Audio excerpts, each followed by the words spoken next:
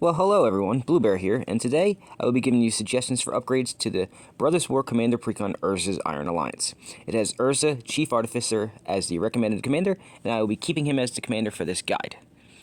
If you are returning after watching the unboxing video, you may have noticed that I didn't mention the direction that I wanted to go in for this video, and for good reason. I wanted to take a close look at the deck to see what direction I wanted to go in, and I got it.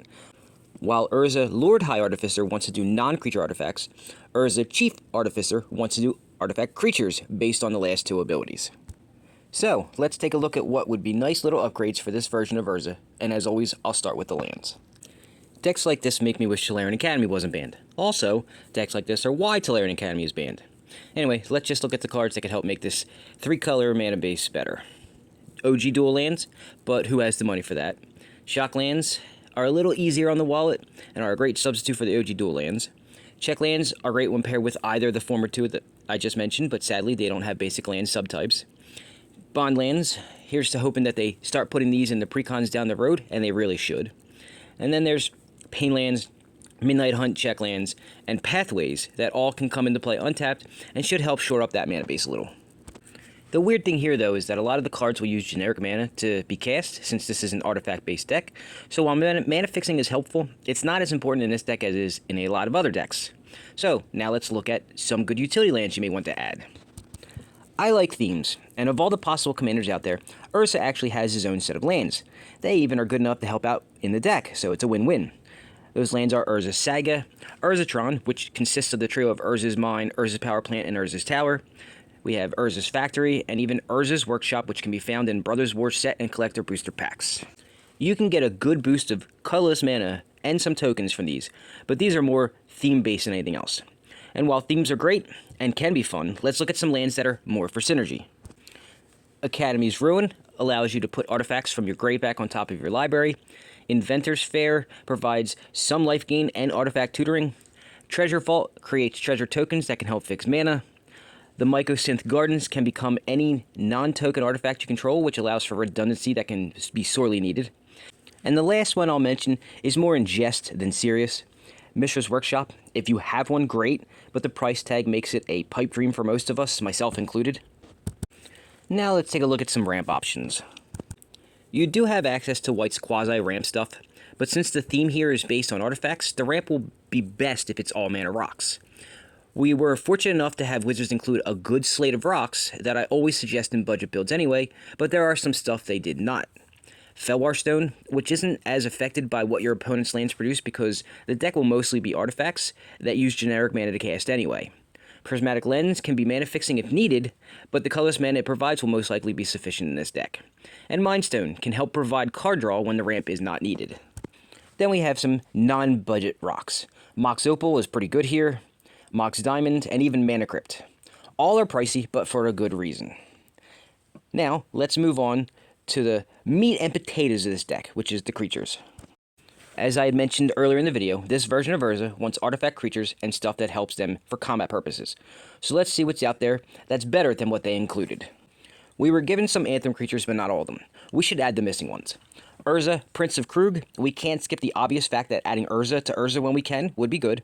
He buffs and creates artifact creatures, so what's not to love? Skorpek Lord. I know I said before that I don't like to suggest the cards from the Warhammer precons, but this card just fits too well. Unctus Grand Metatect was just given to us in Phyrexia All Will Be One, and it buffs artifact creatures and synergizes with Grand's Architect, which buffs blue creatures, not artifact creatures, but its ability, or Unctus's far superior ability, can turn artifact creatures blue. The Architect does have the ability to produce infinite mana when paired with Pili Pally, though.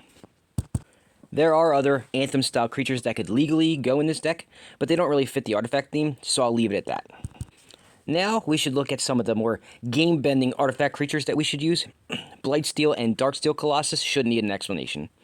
Wormcoil Engine and Phyrexian Triniform are just good in general, but are even better if you can recur them, and I already suggested a land that can. Menarch, cause nothing pisses people off more than stealing their shit. And Cityscape Leveler and Phyrexian Fleshgorger just look like good fun to me.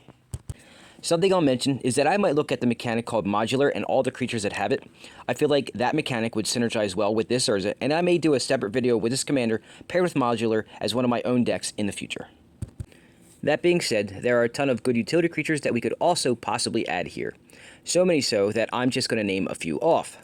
Lita, Mechanical Engineer, Platinum Angel, Platinum Empyrean, Platoon Dispenser, Send Triplets, Ether Sworn Canonist, Liberator, Urza's Battlesphere, and of course, Urza Lord High Artificer. I will say that I haven't seen them yet, but one of those Warhammer precons must be heavily based on artifacts because there are a lot of cards from one that had a lot of good upgrade options for this deck. Anyway, on to the spells. So this combination of colors does everything you want to do in Commander besides land ramp. That is to say, they're great at card draw, tutoring, and removal. While this deck is combat based at heart, you can't ignore the fact that it can do so much more. The removal in this set of colors is ridiculous, especially the target removal like Void Rend, Fracture, Mortify, Cut Down, Path to Exile, and there are so many more, as well as board wipes like Wrath of God, Damn, Damnation, Supreme Verdict, and again, so many more. However, since this is an artifact-based deck, you're going to want to use only the best removal options available that you can afford to get. Now let's look at tutors. I always talk about black having the best tutors in the game, but blue and white have some great ones too, especially for artifacts, ones like Enlightened Tutor, Fabricate, Reshape, War of Invention, and of course there are the black tutors that I mention all the time like Demonic Tutor, Vampiric Tutor, Grim Tutor, etc, etc. Now I'm sure you know that white has the stigma of being really bad at card draw, and it's kind of justified. Luckily, we also have access to blue and black. However, I personally wouldn't waste spots on cards that don't give you repeatable card draw, so I'll give you card draw suggestions just a little later. So what else will be good here? Oh yeah, counter magic. If you've seen some of my previous upgrade guides, you would know that in a 3-color deck, I personally don't like some of the free counter magic spells, and there is one that I do. So that leads me to suggest Fierce Guardianship, Mana Drain, Counterspell, and Dovin's Veto. Hopefully you don't need more than that, but if you do want more, you can always look at the rest of the free counter magic. Now, let's talk about some enchantments. I just said that I would rather card draw be repeatable, and this is where I believe those spots should be used for it. With so many options available like Necropotence, Rhystic Study, Mystic Remora, Phyrexian Arena, and Black Market Connections, you shouldn't have any issue getting cards into your hand. Then there are some enchantments that are centered around helping artifacts, which would help your theme here, like Artificer Class, Mirrodin Besieged, Efficient Construction, Phyrexian Scriptures, and a card from the Warhammer precons called The Flesh is Weak. I really do think one of those precons is an artifact-based deck that would have some great upgrades for this deck. I'll find out soon enough though, depending on my schedule. Now on to the artifacts, which is harder than you may think. Whittling down the options was quite difficult since there are just so many options to choose from.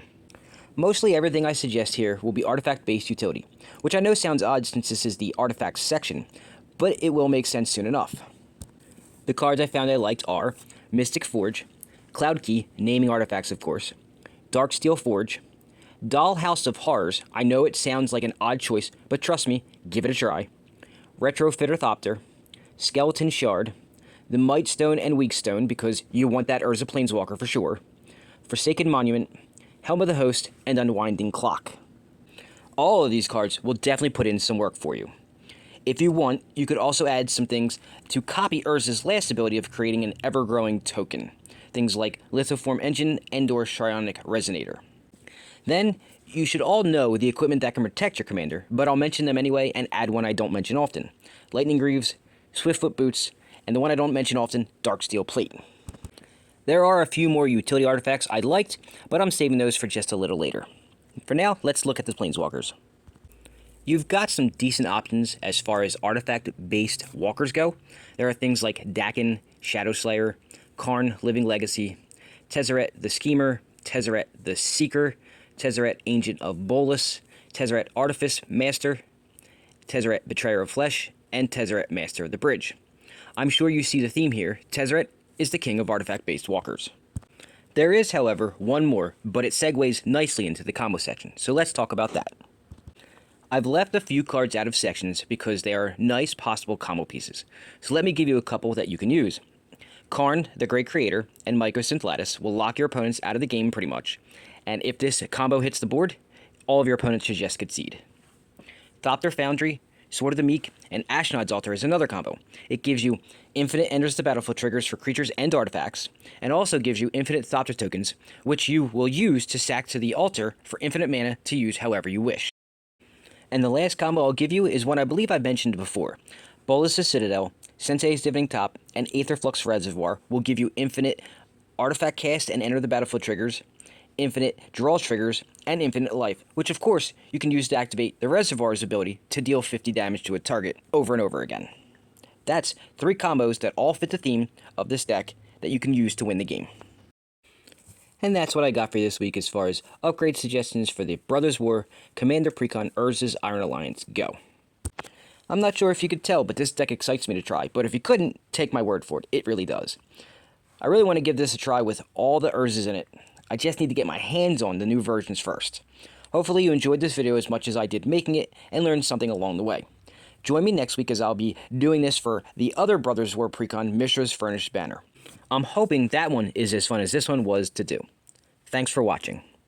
If you have any comments, questions, suggestions, or concerns, or you just want to talk or chat about any of the videos I put out, you can do so using any of the methods I have displayed here. Additionally, if you would like to support the channel, you can do so in 3 ways. Donations are accepted and greatly appreciated. I have 3 methods with which you can do so displayed on the screen, and keep in mind that no amount is too small. If donations aren't your thing, and you would like to get something for your money, that's great too. I sell a lot of the decks I present on the channel, as well as mystery packs. So, if you're interested in any of these, you can contact me using the information I have up on your screen right now. Directly contacting me is usually the best and cheapest way to do so, but you can always look at what I currently have available on the Facebook Marketplace. And lastly, if you want to show your love and support for the channel, but like myself, are a little strapped for cash, it doesn't cost you anything to subscribe to the channel if you haven't done so yet, watch some videos and give them a like, and possibly share them out on your social medias you use to help spread my content to more people. No matter what way you choose is greatly appreciated and will help support the channel, and I thank you for it. Sadly, that is all the time I have for this video.